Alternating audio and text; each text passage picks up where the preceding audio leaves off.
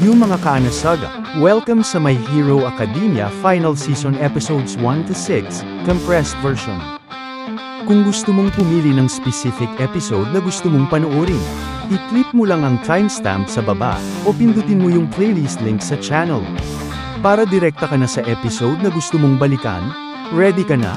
Ipinapakita kung paano unti-unting nagiging sobrang powerful ang mga villain. Lumalaki na talaga ang agwat ng power level nila laban sa mga hero. Habang pinaglalabanan ang sitwasyon, paulit-ulit na naririnig ng narrator ang linya. Malakas ang hangin. Dinala tayo sa operational headquarters, doon malinaw ang buong sitwasyon. Napuno ang isang mountain villa ng mga clone toys, mga duplicate na ginawa ni Toga, at pareho ring nangyayari sa isang coffin in the sky, isang malaking lumulutang na kabaong. Dahil sa dami ng clones, sobrang bigat na nito kaya mabilis itong bumababa papunta sa lupa o dagat, panganib talaga. Samantala, tumataas ng husto ang heat energy ni Dobby, aabot siya sa critical point sa loob ng 100 segundo. Papunta doon sina Ingenium at Shoto Todoroki para pigilan siya. Sa ibang bahagi naman, nagkakaroon ng deadlock sa pagitan ni Tomie Shigaraki at habang tumitindi ang laban, lumalakas ng tuloy-tuloy ang impluensya ni All for One kay Shigaraki, at may malaking peligro. Kung magtagumpay silang mag-merge o mag-sync, mawawala ang pag-asa dahil limitado na lang ang mga hero na pwedeng tumulong bilang backup. Ang mga commander sa headquarters, sina Sakauchi, ang head commander, at Labrawa, mataas ang nervyos. Pero may isang game changer na paparating. All Might. Pagkakita kay All Might, tinanong siya ni Sakauchi kung paano siya makikipaglaban dahil wala na raw siyang quirk. Sagot ni All Might, kalmado at determined, huwag kayong mag-alala. Ako si All Might, nandito ako, at gagawin ko ang makakaya ko.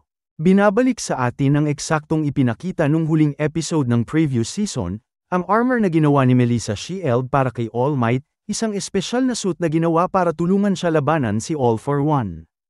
Alam ni All Might kung gaano kahirap sa kanya noon ang kanzai ni All for One, kaya kung may magpapahinto sa laban, siya lang yun, handang magsakripisyo.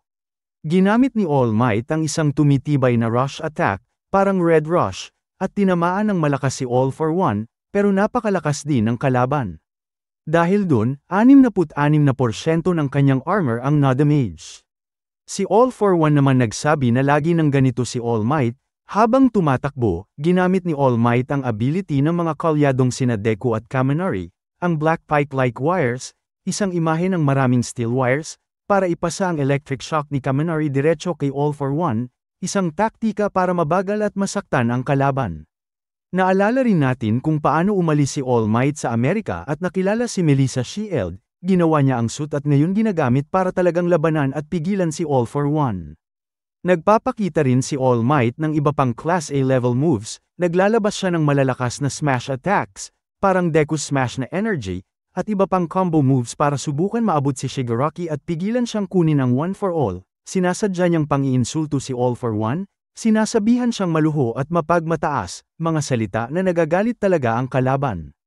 Sa isang punto, sumabog ang galit ni All for One, gumawa siya ng 25 strike combination at nag-repeal pabalik kay All Might na tumama kaya napalayo at bumagsak ng malakas si All Might. Pero hindi madaling sumuko si All Might. Bumangon siya, tinanaw ulit si All for One at marubdob na sinabi, hindi siya nag-waste ng oras o takot. Kung gusto niya, maaari niyang iwan ang laban, pero pinili niyang manatili at labanan. Pinipili niyang gamitin ang oras niya para gawing mahirap ang kalaban. Habang tuloy ang laban, kitang-kita natin si All Might na walang kapaguran sa pagbura kay All for One. Kahit wala na siyang quirk, hindi siya sumusuko. Bigla niyang ginamit ang quirk ni Pinky, Mina Ashido, isang malakas na acid attack na sumunog at sum-iron ng malaki kay All for One. Dahil dito, napilitan si All for One na gumamit ng rewind para ayusin ang sarili niya, pero kapalit nito, lalo siyang bumabata. Unti-unting bumabalik sa nakaraan. Kasunod nito, nag-flashback si All Might. Naalala niya ang usapan nila ni Nana Shimura, kung saan sinabi niya na hindi siya naghahangad ng paghihiganti, gusto lang niyang maging symbol of peace. Isang haligi ng pag-asa na magtataboy ng takot at dilim sa puso ng tao. Ngayon, dumating na ang sandaling yun. Wala na siyang quirk, pero handa pa rin siyang lumaban. Naalala rin niya si Midoriya at kung paano niya nakita ang sarili niya sa bata, pati ang pagkikita nila kay Stain. Na nagpaalala kung sino ba talaga si All Might at ano ang tunay na kahulugan ng pagiging simbolo. At sa puntong ito, muling tumindig si All Might, handa siyang magpatuloy laban kay All for One. Naiisip niya, kapag mas malaki ang damage na ibibigay ko kay All for One, mas mapipilitan siyang gumamit ng rewind. At kapag bumalik siya nang bumalik sa oras, mawawala rin siya. Iyon ang kanyang layunin, burahin si All for One mismo sa kasaysayan. Samantala, si All for One naman ay natatawa, iniisip na nasisiraan na ng bait si All Might. Pero hindi nagpapatalo ang dating number 1 hero. Ginamit niya ang iba't ibang quirk ng Class 1A na nakalagay sa kanyang armor, ang thrusters ni Uravity, ang full throttle speed ni Ingenium, at ang agility ni Tentacle at Froppy. Ginamit niya ang mga ito para iliga si All for One sa gitna ng mga gusali at tuluyang pahirapan siya. Pero hindi ganoon kadali. Habang paubos ang energy source ng suit, inutusan niya ang mga ibon ni Koji Koda, Anima, na lumayo at maghanap ng tulong. Sa puntong yun, umatake si All for One nanogram sunod-sunod na light attacks para makatipid ng energy pero saktan pa rin si All Might. Sa huli, naglabas siya ng isang napakalakas na atake na muntik nang tumapos kay All Might, pinagsasabay ang pinsala at panlilibak, habang sinasabi niyang pinapanood ng buong mundo ang pagbagsak ng simbolo ng kapayapaan. Pero sagot ni All Might, matatag, kahit mawalan ako ng liwanag, basta't kaya nitong bigyan ng pag-asa at ilawan ang iba, sapat na yun. Hindi ako mawawala. Habang nangyayari ito, lumipat ang eksena sa 300 metro ang layo, kung saan nakikipaglaban si Aoyama, Can't Stop Twinkling, laban sa isang villain na nagngangalang Kunid, na kayang mag-produce ng malalakas na plant structures. Ang natira na lang na lumalaban, si Aoyama. Pero may problema, wala siyang belt para kontrolin ang kanyang laser, kaya mahina ang focus ng kanyang atake. Sa gitna ng laban, naaalala niya ang unang beses na binigyan siya ng belt, at kung paano siya laging nakasandal sa liwanag ng iba. Na-realize niya na kahit insecure siya noon, ang liwanag na yun ay nagbigay sa kanya ng lakas. Dahil dito, ibinuhos niya ang buong puwersa at nagpakawala ng malakas na laser beam. Pero pinagtatawanan lang siya ni Kunid. Bago pa tuluyang mapasama ang sitwasyon, biglang dumating si Invisible Girl, Hagakure, ginamit niya ang invisibility niya para i-redirect at i-wrap ang mga laser ni Aoyama, sabay pinasabog ito diretso kay Kunid, isang solidong combo attack. Balik tayo kay All Might, dumating na ang mga ibon ni Anima at dinala nila ang energy na kailangan para ma-recharge ulit ang kanyang suit. Kaya nakabalik ang kanyang power line, nag-imbak ulit ng enerhiya, at ginamit pa ang quirk ni Aoyama, Can't Stop Twinkling. Isang napakalakas na laser attack ang pinakawalan niya kay All for One. Kahit nag-o-overload na ang capacitor ng armor at halos maubos na ang battery, sobrang bagsik pa rin ng tama. All Might unleashes his move, Star and Stripe. Habang patuloy ang laban, kitang-kita kung paano ginagamit ni All Might ang iba't ibang quirk na parang combo attacks. Sinubukan niyang kopyahin ang atake ni Star and Stripe, ginamit din niya ang quirk ni Earphone Jack, Jiro, para i-lock ang galaw ni All for One gamit ang tunog. Lahat ito para pilitin si All for One na maipit at hindi makagalaw. Pero hindi pa rin nagpapatinag si All for One. Tuloy-tuloy ang mga malalakas niyang counter-attack. Kaya naglabas pa si All Might ng isa sa pinaka-nakakairitang quirk, ginamit niya ang mga grape balls para idikit at i-trap ang kamay ni All for One. Habang nangyayari ito, ipinakita ang isang bata na nanonood sa TV kasama ang kanyang lola. Tinanong niya kung sino ang lalaking nakikita nila sa screen. Sagot ng lola, hindi natin alam, maaaring mula siya sa bansang napakalayo. Kaya anuman ang mangyari, manalo o matalo, wala naman daw silang pakialam. Pero sa mukha ng bata, halata, buong puso niyang sinusuportahan si All Might. Samantala, bumabagsak na rin ang lakas ng Can't Stop Twinkling laser ni Aoyama, at humihina na rin ang Hercules armor ng All Might. Sa kabila nito, nakahanda na rin si All for One para tapusin si All Might. Bata pa ang itsura niya dahil sa rewind, at may kakaibang glow, pero nananatiling matindi ang atake. Bigla siyang hindi makagalaw. At kapag may kalabang napaparalisa sa gitna ng labanan, alam na natin kung sino ang dahilan, si Stain, ang hero killer. Pagkakita kay Stain, muling naalala ni All Might ang kanyang tunay na tungkulin. Dito, ipinakita si Aoyama, at sa unang pagkakataon, Nagawa niyang makita si Invisible Girl, Hagakure, gamit ang kanyang laser reflections. Nabigla at nahihiya si Hagakure nang malaman niyang nakikita pala siya ngayon, pero na-realize niya na dahil sa quirk ni Aoyama, lumalakas at mas tumatatag siya. Kailangan nilang sirain agad ang mga halaman, dahil kung kumalat ang pollen, magiging malupit ang chain reaction. Nagtanong si Hagakure kung kaya ba ni Aoyama ang bigat ng paggamit ng quirk niya nang matagal, lalo na't sumasakit ang tiyan niya kapag na-overuse. Pero sagot ni Aoyama, buong tapang, ito na ang huling araw ko bilang estudyante ng UA. Kaya gagawin ko ang lahat, kahit anong mangyari. Sa simula ng episode, pinapakita sa atin ang young version ni All Might habang nagbabasa siya ng hero comic kasama ang kanyang nanay. Kasabay nito, naririnig natin ang voice-over ni All Might na nagsasabing, kapag tumingin tayo pabalik, makikita natin ang lahat ng daan na tinahak natin. Ibig niyang sabihin, kapag napaisip ka ng malalim, babalik lahat ng mga alaala. At yung mga moment na yun, ang tinatawag niyang origins. Pagkatapos noon, makikita natin si All Might sa kanyang kabataan, nakatingin sa likuran habang pinagmamasdan ang daang nilakyer niya. Para sa kanya, napakahalaga ng landas na yun, isang simbolo ng kanyang pagkatao. Pagbalik sa eksena, bumabalik tayo sa laban. Dito, si Hercules ay sumabog at si All for One ay nagliliwanag ng matindi. Akala ni All Might na talo na niya ito, pero hindi pa pala. Si All for One ay galit na galit at handa ng gumanti. Habang duguan at halos wala ng lakas si All Might, handa na si All for One para sa final blow. Pero bigla siyang nanginig at natigil. At doon na pumasok ang wild card, si Stain. Sabi ni Stain, lahat ng dugo ay pula, tama ba? Sinubukan niyang tingnan kung pulang-pula rin ba ang dugo ni All for One. Nilasahan niya ang dugo sa bato. At dahil doon, nanghina at di makagalaw si All for One. Sabay binigyan niya ng senadorya si All Might, halika, tapusin na natin to. Habang naghahanda silang dalawa, makikita natin sina Todoroki at Iida na kausap ni All Might. Sabi ni All Might, wala na siyang masyadong oras, kaya kailangan nilang mabilis kumilos papunta sa Ganja area. Sila raw ang last hope ng mga hero, kaya buong tiwala niya ay nasa kanila. Humandar agad ang engine ni Iida, at habang umaalis sila, napansin sila ni Stain. Sinusundan ni Stain ang mga bakas ng laban, mga lugar kung saan nakipaglaban si All Might. Hanggang sa makita niya ang mga patak ng dugo. Inamoy niya ito, at nalaman niyang ito nga ay dugo ni All Might. Hinahanap niya talaga ang dugo ni All for One, at nang makita niya ito, agad siyang nagtungo sa lugar ng labanan. Doon, pinanood ni Stain ang buong laban. Alam niyang kahit gaano kalakas si All Might, mahirap niyang talunin si All for One. Alam din niya na kapag natikman niya ang dugo ni All for One, hindi na siya kayang pigilan ng kahit sino. Pagbalik sa kasalukuyan, hindi makagalaw si All for One.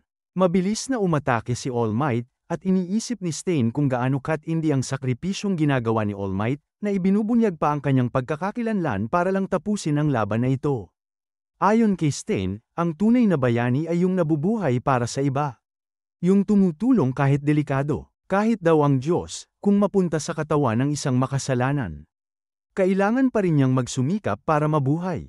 Naalala rin dito ang eksena noon, kung saan sinabi ni Stain kay All Might. Puntahan mo lang ako kapag tunay ka ng bayani. Dahil sa mata ni Stain, si All Might lang ang karapat-dapat tawaging hero. Habang handa silang umatake, bigla namang ginamit ni All for One ang isang quirk na tinatawag na Bloodlet, na nagpalabas ng lahat ng dugo sa katawan niya. Sabi niya, alam niyang ganito ang mangyayari, kaya handa na siya sa laban. Kasi noong laban sa Tartarus, si Stain lang ang nakatakas mula sa kanya. Hinawakan ni All for One si Stain at ginamit ang antigen swap. Para maibalik muli ang dugo sa katawan niya. Sabi pa niya, hindi ko trabaho ang mag-iwan ng mga bakas. Pero kung may naiwan man, gusto ko yun. Pagkatapos noon, sinaktan niya ng husto si Stain at tinapon ito palayo. Bagbog sarado si Stain, habang lumilipad si All for One papunta sa kanya. Para kunin ang kanyang quirk. Sabi niya, kung tutuusin, nakatulong ka rin sa pag-angat ng League of Villains. Noong muntik mo nang patayin si Shigaraki, pinili mong huwag, at doon kami nakapagsimula. Habang nakangisi, handa na si All for One na tapusin si Stain. Habang papunta si All for One para kunin ang quirk ni Stain, bago ito mamatay, nagsalita pa si Stain kay All Might.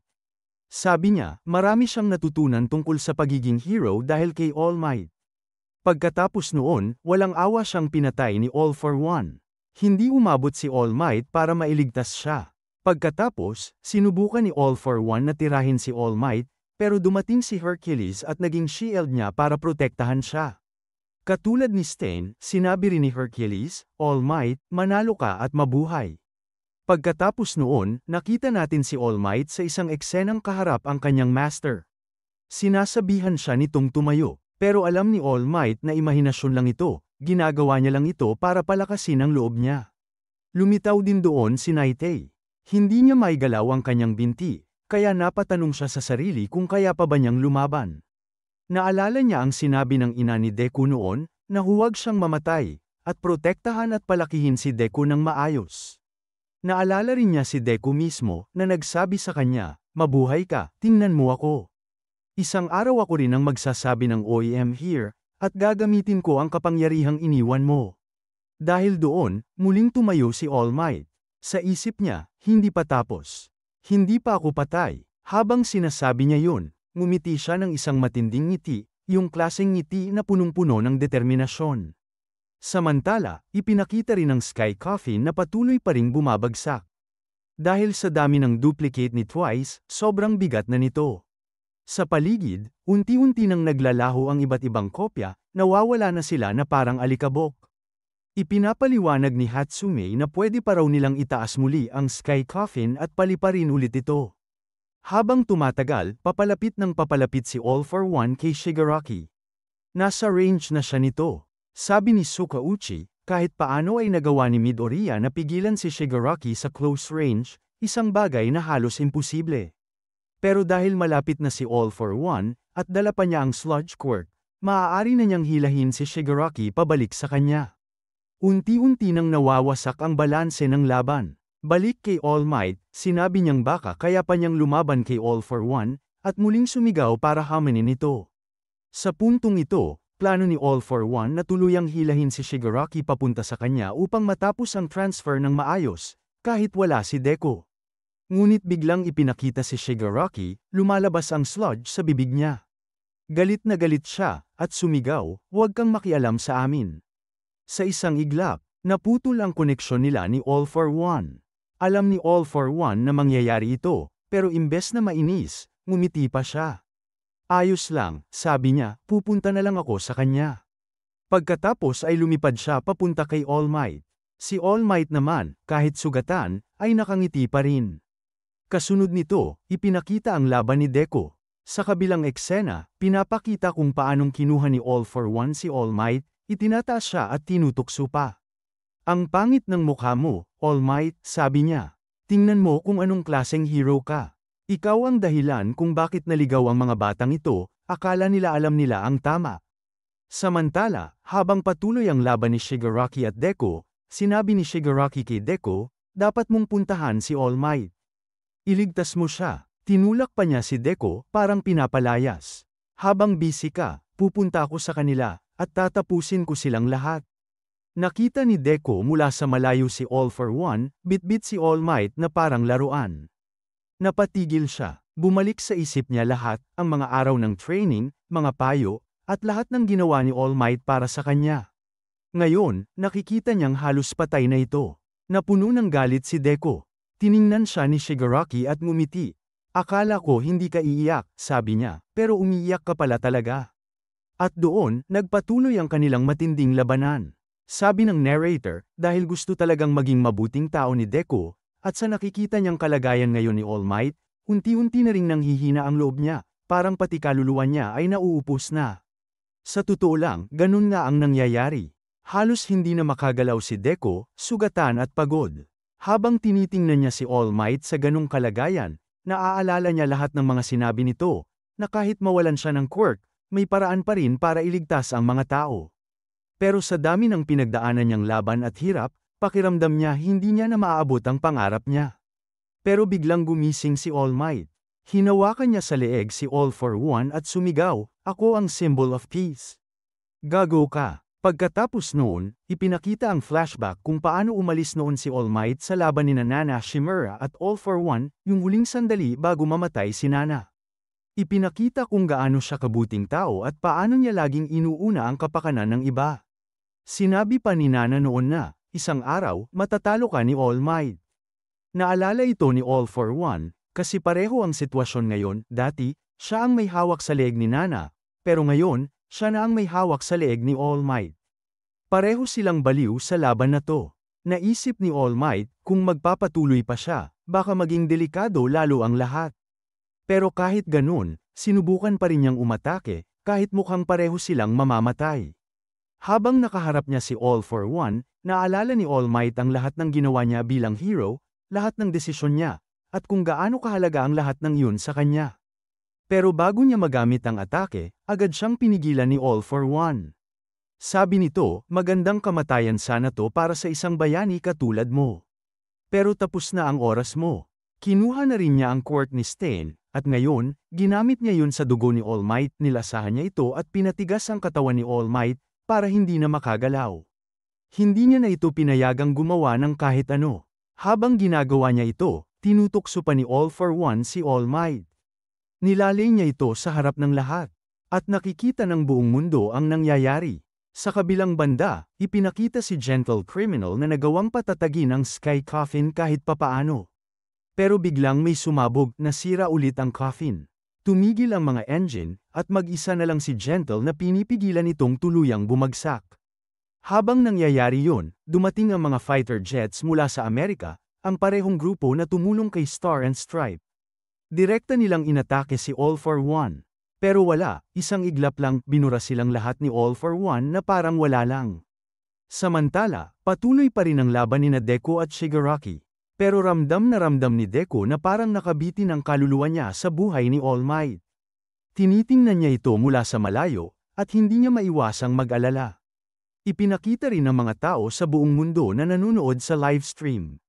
Hindi nila kayang tingnan ang sinapit ni All Might, lahat ay nagdadasal na sana mabuhay pa siya. Alam nilang kapag namatay si All Might, magbabago ang buong panahon ng mga hero. Dahil dito, sinubukan ni Deku na tumulong at iligtas si All Might. Biglang, boom, may sumabog sa Sky Coffin. Isang malakas na pagsabog, at mula roon, tumayo si Bakugo. Grabe, si Bakugo, buhay at nakatayo na. Pagkatapos noon, ipinakita si All Might na nakatingin mula sa malayo kina Deku at Bakugo, dalawang estudyante na ngayon nagpapatuloy sa kanyang layunin bilang mga bayani. Isang napakagandang simbolismo ng pag-asa at pagpasa ng apoy. Hawak ni Bakugo ang lumang trading card ni All Might, at mula pa noon, fan na fan talaga siya ni All Might. Sa totoo lang, baka mas idol pa niya si All Might kaysa kay Deku. Nakita ito ni Deku at napangiti, ng galit at inspirasyon. Sa opening scene pa lang, pinapakita na agad kung paano nahuli si All Might sa kamay ni All for One. Habang si Deku naman ay naiipit sa laban kay Shigaraki. Halos lahat nagpapanik kasi mukhang mamamatay na si All Might. Pero biglang, boom! Isang malakas na pagsabog sa likod, at ayun na, entrance ni Bakugo. Natis na to sa previous episode. Si All for One, handa nang tusukin sa gitna si All Might. Habang si All Might naman naaalala yung sinabi noon ni Naite, na nakita niya sa vision na mamamatay si All Might habang lumalaban sa isang villain. Cutscene. Pinakita naman sandali yung mga normal na tao, mga busy sa daily life nila. Habang sa news, nagre-report sila tungkol sa kakaibang ulap na bumabalot sa Japan. Mukhang nasa Amerika yung news station. Kasi sabi nila, pwedeng makaapekto pa yung bagyo hanggang North America. Lahat ng tao nakatutok sa TV. Lahat nagdadasal na sana hindi mamatay si All Might. Then finally, balik tayo kay Bakugo. Lumilipad siya papunta kay Deku, hinawakan niya ang kamay ni Deku, at sabay silang nag-swing papunta sa ere. Doon pinapakita si Gear Shift Guy, na nagwa-warning kay Deku, na kapag ginamit niya agad ang full gear shift, hindi niya makokontrol ang recoil. Kailangan daw niya itong gamitin ng may timing. Kasabay nito, nakikita rin natin ang soul ni All Might na nakabantay. Then boom, si Deku, ginamit ang second gear, at sa sobrang bilis, itinapo niya si Bakugo papunta kay All Might. Habang si Shigaraki naman, tawang-tawa. Sinasabi niyang kahit lumakas pa si Deku, hindi niya mababago ang tadhana ni All Might. Ayon pa sa kanya, kapag namatay ang taong nagbigay ng pag-asa sa mundo, mawawala rin ang panaginip na yun. Pero syempre, hindi papayag si Bakugo. Lumipad siya diretso kay All Might, at grabe, ang animation dito mga kaibigan, sobrang badass. Habang nangyayari to, may flashback kung paano sinabi ni Nightay dati na nakita na niya ang hinaharap ni All Might, isang laban na ikamamatay niya.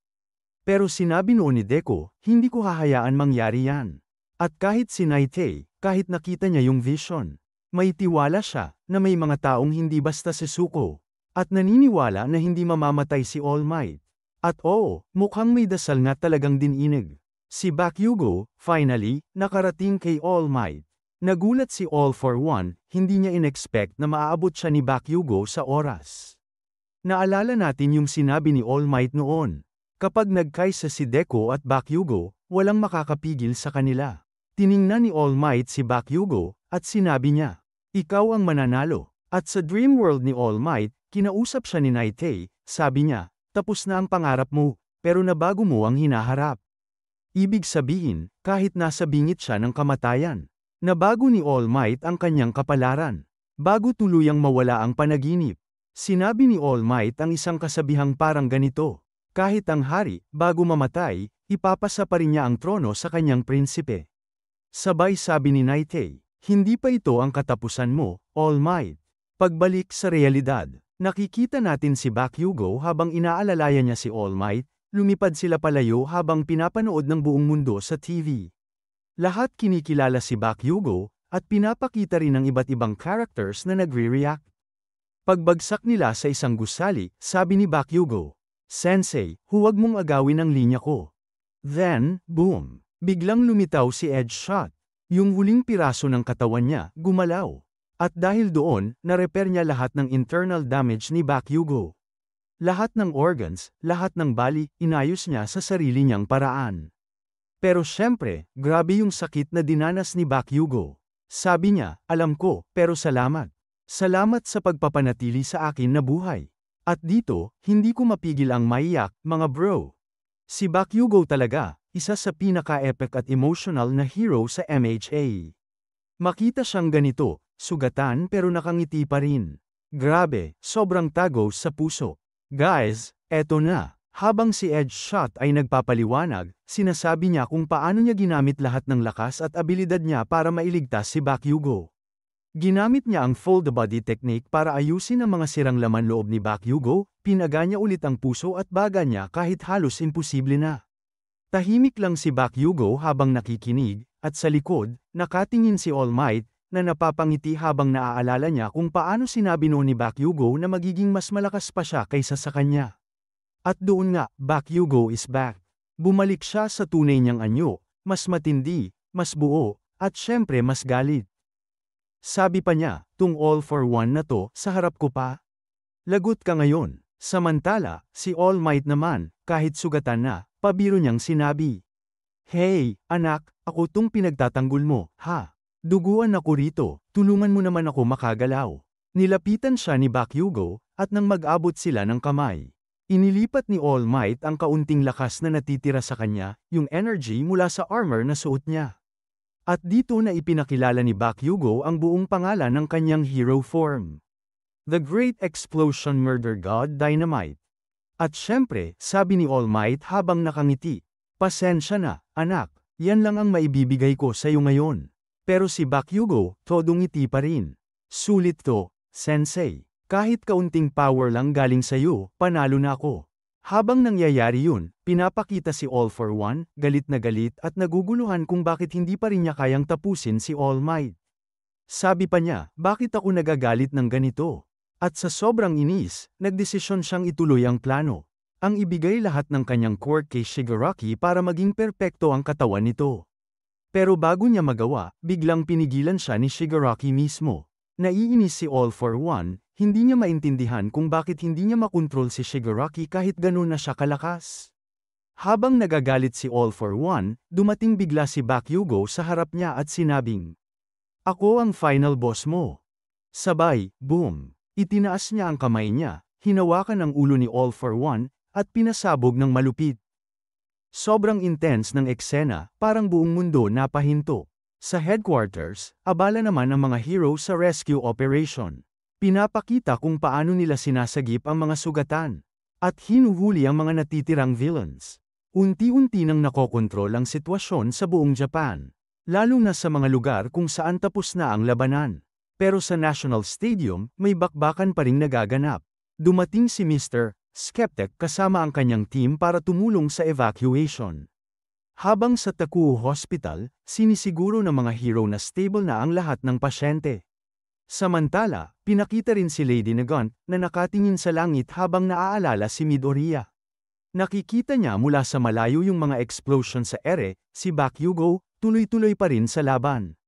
Sa kabilang side, nagugulat si All Might sa bilis ni Bakugo. Grabe, gaano siya kabilis ngayon? Sabi niya, sagot ni Edge Shot, hindi yan tatagal, pero sa ngayon, parang kidlat siya.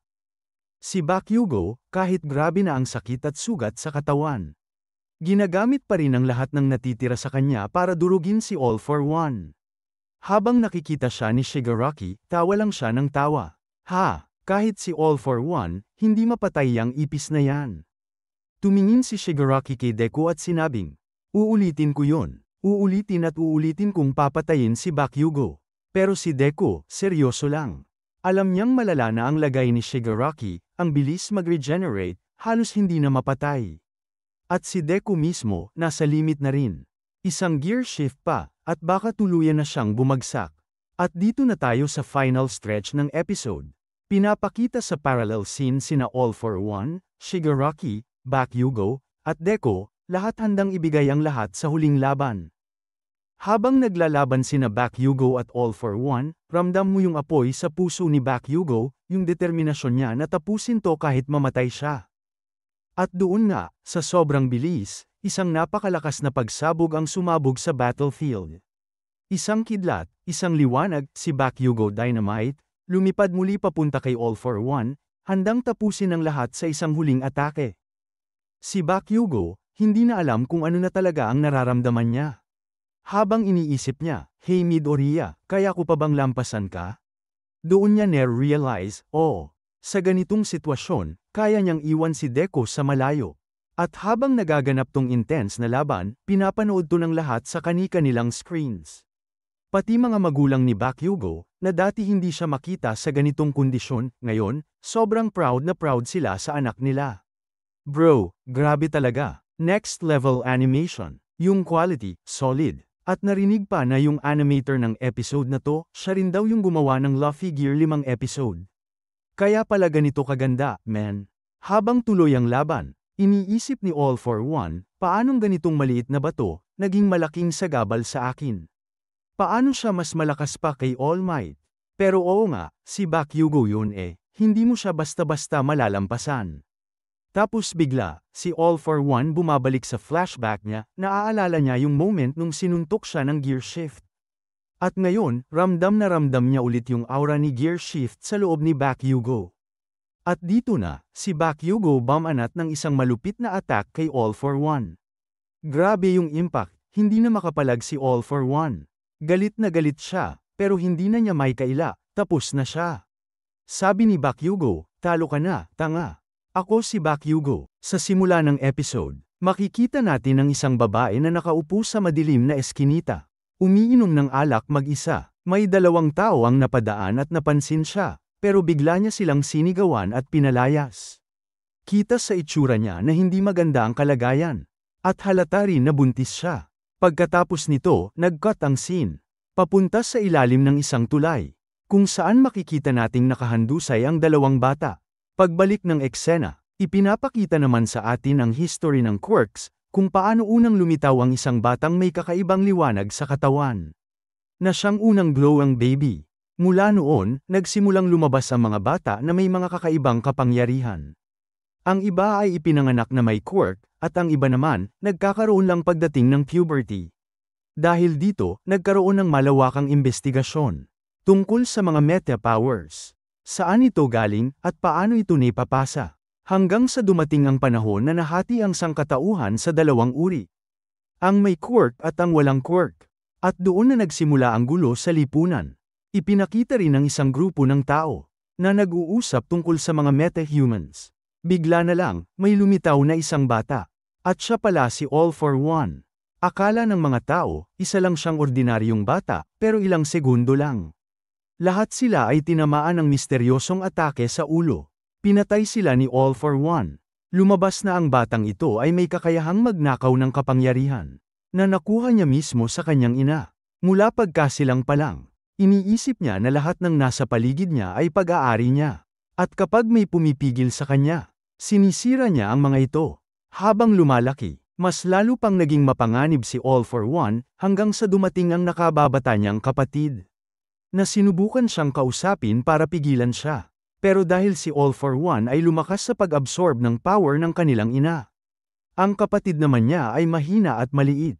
Sinipa pa nga siya ni All for One, pero kahit ganun, alam niyang may koneksyon sila bilang magkadugo. Pagkatapos, sa isang tabi, nakaupo si All for One kasama ang kanyang kapatid. Nagtanong siya, ano yang binabasa mo? Sagot ng kapatid, hindi ako marunong sa mga malalalim na libro, pero ito, comic book, ang tawag. Maganda siya kasi may mga drawing, kaya madali basahin. Sabi pa niya, may hero dito sa story. Gusto kong maging kagaya niya. Ngumiti si All for One at nakisali sa pagbabasa. Lumipas ang 3 taon, at ipinakita muli ang magkapatid na mas tumanda na. Sinabi ng nakababatang kapatid, na dama-dami na ang mga taong ipinanganak na may quirk, at sa balita, pati sa India, may 50 metahumans daw na ipinanganak sa loob ng 2 linggo lang. Ngayon, nagsisimula ng mag-glow si All for One. Ipinagmamalaki niya na nangongolekta siya ng mga kapangyarihan mula sa mga taong may quirk. Sinabi pa niya, sa comics, may tawag dyan, One for All at All for One. Magandang pangalan no, yung mga hero, lumalaban mag-isa, tinatago ang identity nila. Pero karamihan sa mga tao, lumuluhod sa takot. Kaya gagawa ako ng mundong para lang sa akin. At dito nagsimula ang malupit na vision ni All for One. Na kontrolin ang mundo. Pagbalik sa kasalukuyan, mas tumanda na ang magkapatid. Nag-away sila. Sabi ni All for One, sumama ka sa akin. Magkakampi tayo. Pero tumanggi ang kanyang kapatid. Hindi dapat gamitin ang meta power sa pansariling kagustuhan. Ngunit tumawa lang si All for One. Ang lungkot naman, wala ka kasing kapangyarihan. Kaya walang seryosong titingin sa'yo. Sinabi pa niya, ang pangarap ko ay nagiging totoo na, isang mundo na wala ka. Hinawakan niya ang kanyang kapatid at sinabing, pero importante ka pa rin. May nakuha akong quirk na bagay sa'yo. Pagkatapos, itinanim niya ang kapangyarihan sa katawan ng kanyang kapatid. At binigyan ito ng bagong pangalan, Yoichi. Pagkatapos nito, dumating ang 2 tao. Para iligtas si Yoichi, pero hinabol sila ni All for One, at biglang lumabas si All for One. At parang, bigla na lang sumabog ang lahat. Yung lalaking tumakas habang karga si Yoichi, titig na titig siya sa mga mata nito. Pagkatapos biglang nag-cut ang eksena, at muli nating nakikita si All for One. Sabi niya, ano ba talaga ang kinuha ko sa kanya? Ano bang ginawa ko para mapasunod si Yoichi sa akin? Pinilit ko lang ba sa kanya yung kapangyarihang ayaw naman niyang tanggapin? Kaya ba nagkagulo ang lahat? O baka yung meta power na dapat ibibigay ko sa kanya, na wala na rin? Hindi pa niya naranasan ito dati. Ginamit niya lang naman ang sarili niyang kapangyarihan para i-check kung may meta ability si Yoichi, pero wala. Pagkatapos, bumalik ang eksena kay Yoichi na tinatakbo ng isang lalaki. Tinanong siya, bro, hinawakan ka ba ni All for One nung natalo ka sa laban?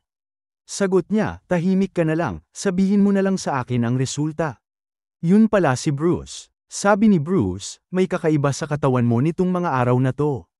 Pero may maganda ring nangyari, may 2 bagay na nakikita ko sa loob mo. Una, yung dati mo ng meta power, pero ngayon may dagdag na kakaibang enerhiya. Inaanalisa ni Bruce ang katawan niya, habang iniisip ng kasama niya na baka nga totoo. Sabi naman ni All for One, yung meta power na binigay ko sa kanya, na wala na. Kasalanan ko rin dahil sa kapabayaan ko. Pagkatapos, ipinakita ulit si Yoichi na nagsasabing hindi niya napigilan ang kanyang kapatid. Buhay siya dahil sa kapatid niya, pero tinitingnan nito ang mga tao na parang laruan lang. Sunod, ipinakita kung paano pinatay ni All for One ang napakaraming tao. Habang ginagawa niya ito, sabi niya, Kung nakikita mo akong umiiyak, ibig sabihin na sasaktan ako. Pagkatapos, bumalik na tayo sa kasalukuyang laban. Sigaw ni All for One, anak, tapos ka na. Si Bakugo naman, tawa ng tawa sa loob niya. Ito na yun, pinulbos ko na nga to eh. Sabi ni All for One, lahat ng nasa bloodline mo, pinatay ko. Lahat ng babae, bata, kahit sino pang malapit sa iyo, pinuksa ko silang lahat. Basta naramdaman ko ang dugo mo, winasak ko. Pero napansin niya, iba na ang mga mata ni Bakugo ngayon. May kakaibang tingin, katulad ng isang tao mula sa nakaraan. Kaya nararamdaman niyang may koneksyon nito. Mula noon, lagi siyang humaharang sa landas niya. Alam ni All for One na kung gagamitin niya ang rapping technique para protektahan ang sarili, baka umabot pa siya kay All Might. Pero kailangan din niyang makapunta sa kinaroroonan ni Shigaraki. Hindi niya pwedeng ubusin ang lakas niya ngayon, dahil kapag nakarating siya kay Shigaraki, baka labanan pa siya nito. Kaya kailangan niyang mag-ipon ng natitirang power para makumpleto ang transfer. At dito, biglang nag-transform si All for One.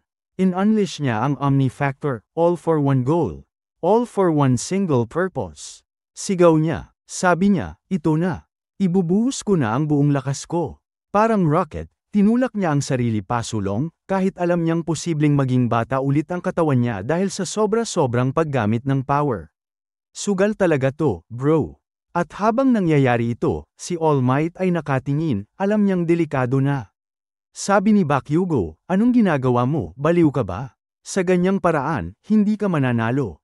Naalala niya ang nakaraan, kung paanong sa sarili niyang lakas siya umangat, walang tulong ng iba. Si All for One naman, handa nang gamitin ang natitirang power para makapunta kay Shigaraki. Pero sa daan, nakaharang si Bakugo, handang-handa. Sigaw ni All for One, sige, patayin mo ako, pasabugin mo ako. Pero napansin niyang si Bakugo, hindi pa rin umaatake. Malapit na siya, sobrang lapit na. Bumagsak ang katawan ni Bakugo sa lupa. Ang pawis niya, hindi na explosive sweat, naging normal na lang. Hindi niya magamit ng buo ang quirk niya. Pero confident pa rin si Bakugo.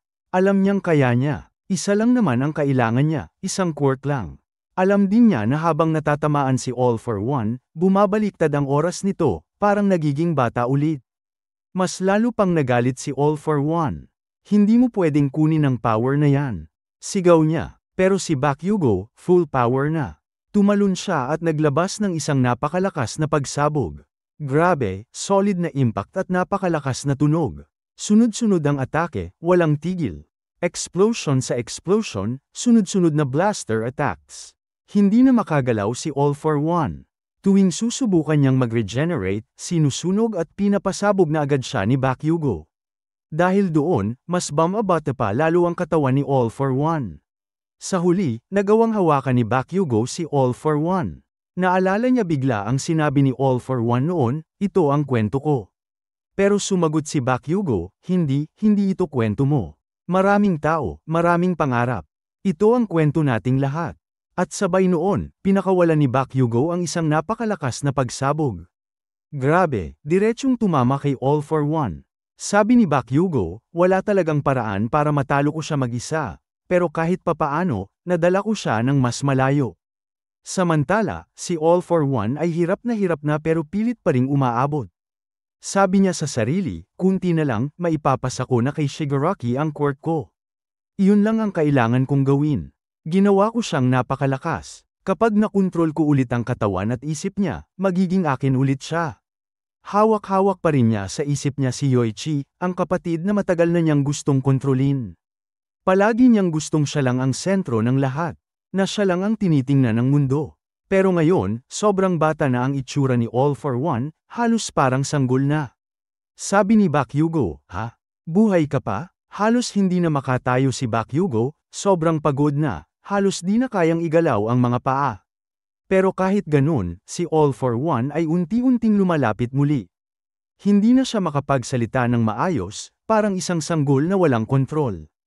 Sabi ni Bakugo, sige na nga, iiwan na lang kita dyan.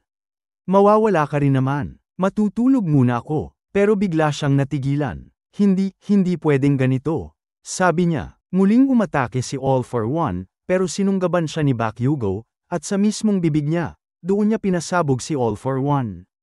Sigaw niya, tapos ka na, all for one. Wala ka ng oras. Pero kahit bata na ang katawan, si All for One ay patuloy pa ring sumisigaw, galit ako sa'yo. Galit ako sa'yo. Hanggang sa tuluyang lumiit ang katawan niya. Lahat ng mga kapangyarihang ninakaw niya, bumalik sa mga orihinal na pinagmulan. At sa huli, tuluyang naglaho si All for One, naging isang maliit na liwanag, at pagkatapos, wala na. Panalo si Bakugo. Tumayo siya, hingal na hingal, at sabi niya, kailangan kong manatiling nakatayo, gaya ni All Might. Ano bang ginagawa mo, ha? Huwag mo akong bilangin, kasi hindi pa ako tapos. At sa wakas, tumingin siya sa unahan at sabi, ngayon, ikaw na ang susunod. Sa umpisa ng episode ipinapakita ang eksena ilang araw bago ang malaking labanan. Nakikita natin ang ating mga bayani habang nagpaplano, may isang kabaong na ihahagis pataas sa kalangitan, at sa harap ng kanilang commander, may counter team na ihahanda para labanan si Tomura Shigaraki. Halos lahat ng karakter na nagsimulang lumaban kay Shigaraki noong nakaraang season nandito rin, plano nila gamitin ang kabaong para talunin siya. Strategy nila, huwag hayaan si Shigaraki bumaba sa ground.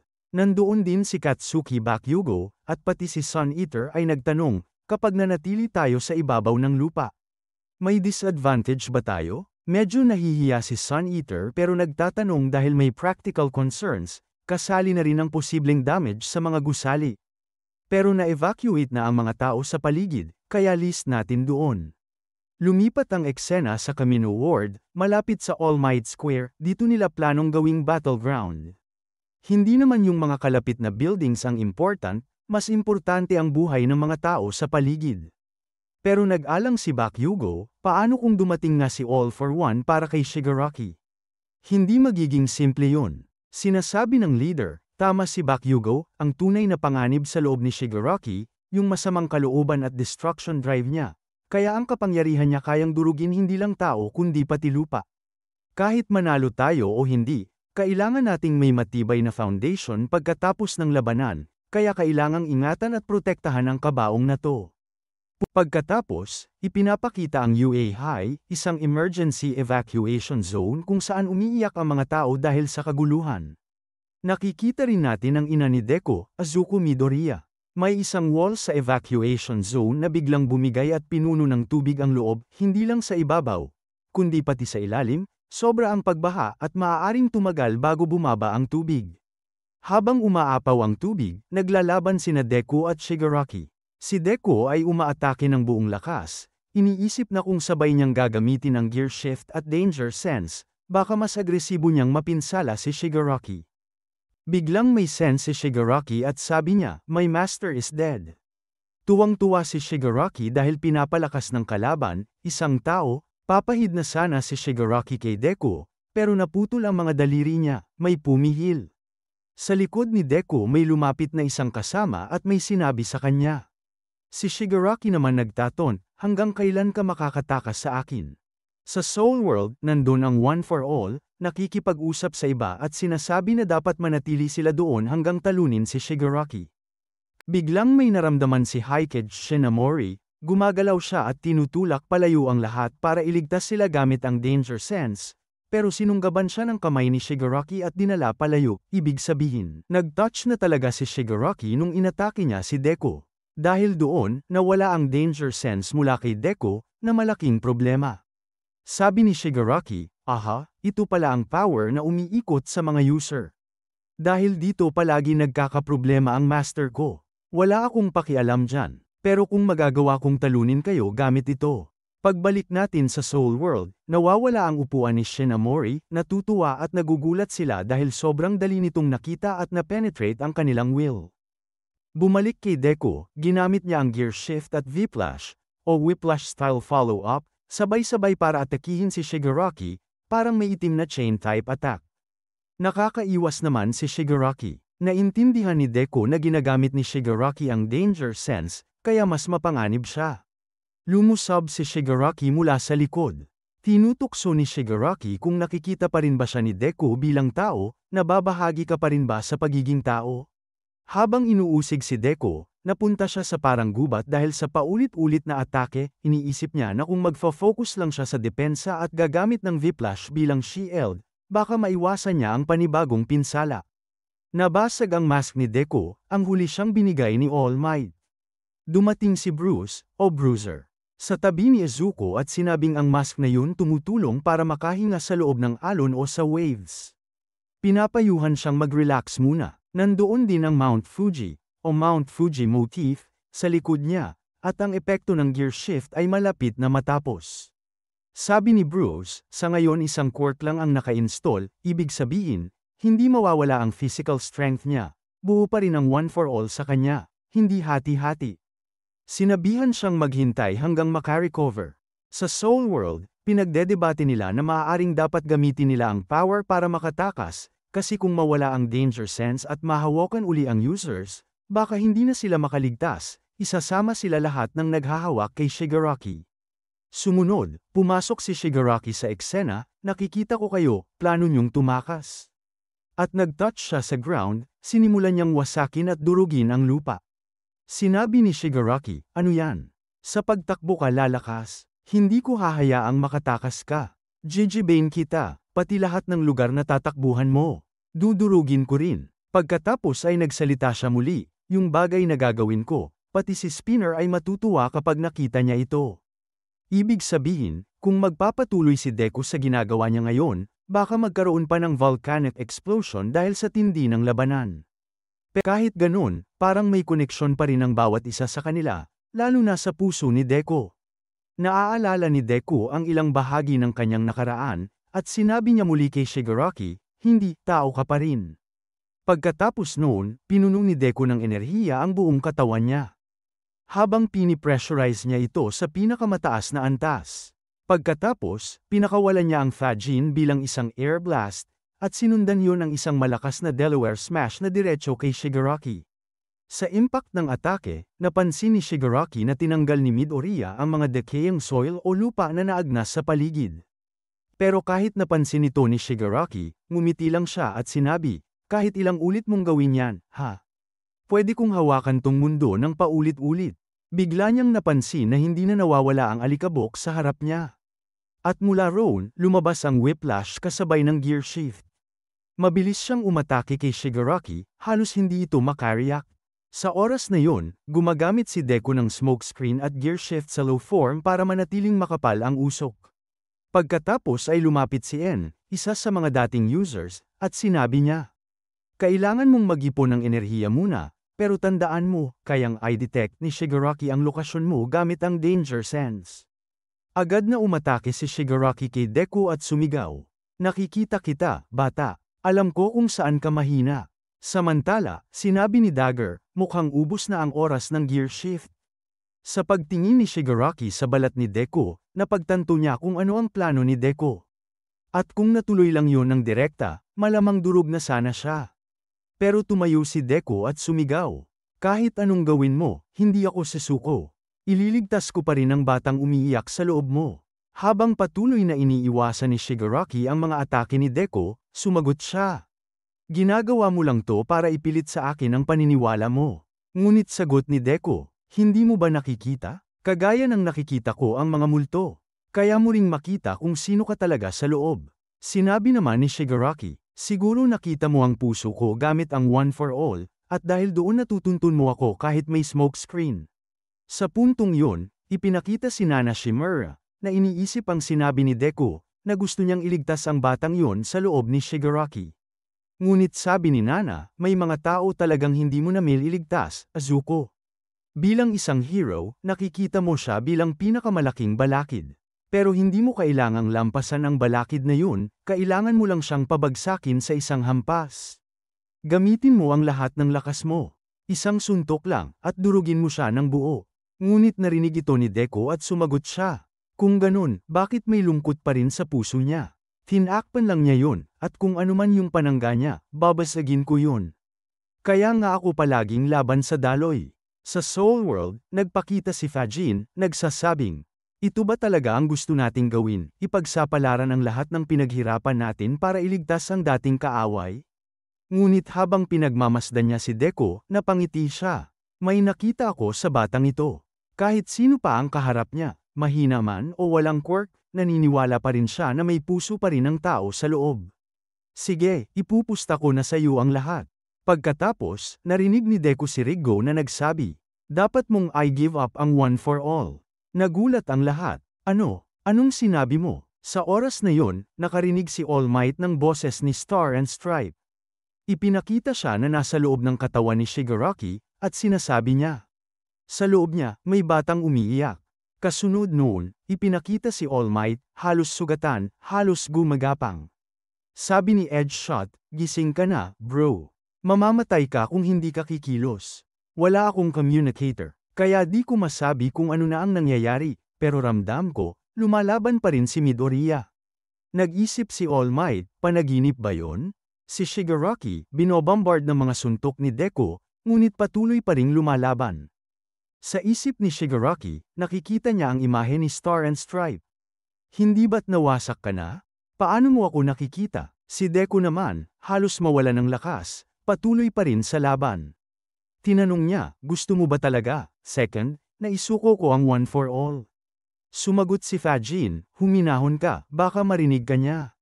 Yung black mass na nabuo sa puso ni Shigaraki, puno yun ng galit, puot, at masasamang alaala. Lahat ng yun, nagsanib at nagbigay ng kakaibang lakas sa espiritu niya. Sinabi nila na kahit ni-regenerate ang quirk, hindi rin ito nakapagpagaling sa sugat ni Shigaraki. Hindi ito simpleng physical injury, psychological wound to. At pagkatapos ni Shigaraki na ay absorb ang all for one, mas lumakas siya ng sobra. Hindi namin siya kayang labanan head-on ngayon. Kaya ang plano, umatake mula sa loob, ay transfer namin ang one for all papasok sa sugat na yun, doon kung saan malalim ang pinsala sa isip niya. Para direktang tamaan ang kanyang mind. Tumayo si Daigo at napaisip, direktang transfer. Ano yan? Pero kayong iba, hindi pa maintindihan, kaya ang gagawin nila, subukan munang i-test muna sa sarili kung gagana ba ito. Wala silang 100% proof, pero handa siyang mag-risk. Sila ay magkakabit-kabit, may special factor na kapag magkakasama, mas lumalakas sila. At kung maibibigay nila ang power nang hindi talaga binibigyan si Shigaraki, pwede nilang sirain siya ng tuluyan. Sumagot si In, sige, kung kailangan i-test, ako na. Hiling niya, gamitin ang smoke screen, dahil siya ang pinaka-less useful sa ngayon. Pero tumutol si Fajin, siya mismo ang pupunta. Pumasok si Bruce at sabi, Leader, sinusunod ko lagi kayo. Pero sobrang taas ng risk ngayon. Kaya sabi ni Fajin, okay, gamble ito. Ngunit tinitingnan nila si Batang, Deku, hindi pa rin sumusuko. Kaya naniniwala si Fajin na tama ang gagawin nila. Sabi ni Nana, hindi na mahalaga kung natatakot tayo sa kamatayan o hindi. Hindi rin mahalaga kung gaano kalaki ang mission. Pinapahalagahan niyan ang one for all, isang treasure na iniwan ng kanyang hero. Kaya ipinaliwanag ni Nana, si Izuku ang patuloy na magde-derive ng one for all, siya ang kailangan gumawa ng desisyon. Mula sa malayo, pinagmamasdan ni Shigaraki, ano tong pinag-uusapan nila? Sumagot si Spin, o Benjo, sige, ikaw na ang kasama ng batang ito para gamitin ng maayos ang Black Wave. At sumagot ang one for all, inyo akong pagkakatiwalaan. Mga heroes ko, sa wakas, desisyon na nila, si Izuku na ang magsasalita at gagawa. Tumayo si Izuku at sinabi, gagawin niya ito. Pinuno niya sarili ng lakas gamit ang whiplash at iba pang teknik, at handa na siyang tumanggap ng atake ni Shigaraki. Pero tumigil muna si Shigaraki ng malayo at nagbiro, hindi ka nga mukhang hero. Pinpuwersa ni Deku ang one for all sa kanyang mga kamay, parang paghahanda ng huling suntok. Terra na nagsisimula ang kwento exactly kung saan nagtapos ang huling episode.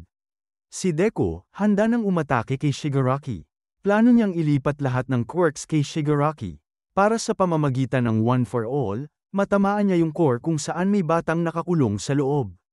Ginagamit ni Deku ang Black Whip para igalaw ang katawan niya. At dahil dito, nagulat ang mga dating successors. Pinuri nila si Deku kasi ang bilis niyang maka-adapt sa sitwasyon. Sabi pa ni Fajin, ang lakas ni Deku ay hindi lang dahil sa quirks, kundi dahil sa puso at admiration niya. Kaya patuloy na sisilaw ang one for all. At balik tayo agad sa intense na laban. Ngayon, iniisip ni Deku kung paano makakalapit kay Shigaraki. Nang hindi ginagamit ang gearshift, pero sa mismong sandaling yun, kailangan din niyang mailipat ang one for all kay Shigaraki. Alam ni Deku ang tungkol sa DNA concept ng One for All, itinuro na ito ni All Might sa kanya noon. Sinabi ni All Might na ang One for All ay pwedeng ipasa sa kahit sino, at minsan, pwedeng pilitin ang transfer. Ibig sabihin, kung gusto kong ipasa ito sa iba, kaya kong gawin kahit wala sa loob ng tatanggap. Habang iniisip ito ni Deku, napagtanto ni Fajin na naiintindihan ni Deku ang sitwasyon. Plano ni Deku na gamitin ang dugo niya para mailipat ang quirk sa katawan ni Shigaraki. Pero bawat atake niya, agad na nagre-regenerate si Shigaraki, kaya kailangan niyang kumilos ng mabilis. Nararamdaman ni Shigaraki na may kakaiba kay Deku ngayon. Alam niyang may binabalak ito. Kaya sabi niya sa sarili, kung matatalo ko si Deku, pati bansang to, gugunawin ko. Sabay bigay ng malupit na atake. Habang handa si Deku sa transfer, handa rin si Shigaraki na sirain siya sa isang bagsak. Kaya ginamit ni Deku ang smoke screen. Pero nag-aalala si En, kasi kahit may usok, kaya pa rin siyang matrack ni Shigaraki. Habang nag-iisip si Shigaraki, sabi niya, kapag ginamit ni Deku ang quirk niya, tiyak na lalapit yan para protektahan ang iba. Pero biglang, itinataas ni Deku sa ere ang lupa gamit ang Black Whip. Nagulat si Shigaraki, hindi niya inasahang na setup na pala ni Deku ang move na to noon pa.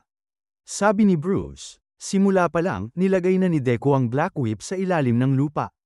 Para magamit niya to kapag kailangan. Grabe, pati si Shigaraki, na-amaze sa plano niya. Biglang may kumikinang sa likod ni Shigaraki, sinubukan niya itong hawakan, pero tela lang pala. Na-realize ni En, yan yung parehong trick na ginamit natin laban kay Lady Nagant. Yung liwanag pala ay dugo ni Deku.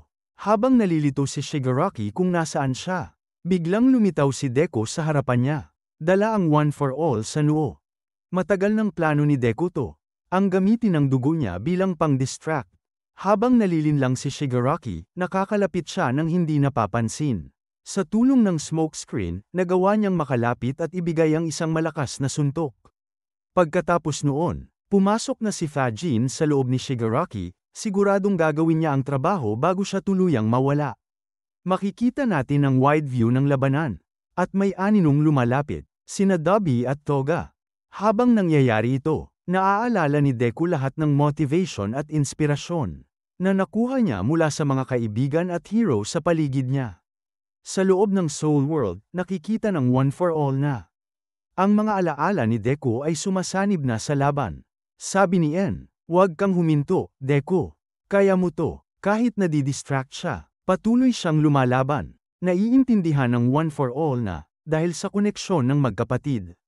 Si All for One at ang essence sa loob ni Shigaraki, nasa critical point na si Deku. Habang sinusubukan ni Shigaraki na pigilan ang lahat, ang mga successors naman ay handang-handa ng makialam. Sabay-sabay silang pumasok, para sa final punch kung saan ililipat ang One for All.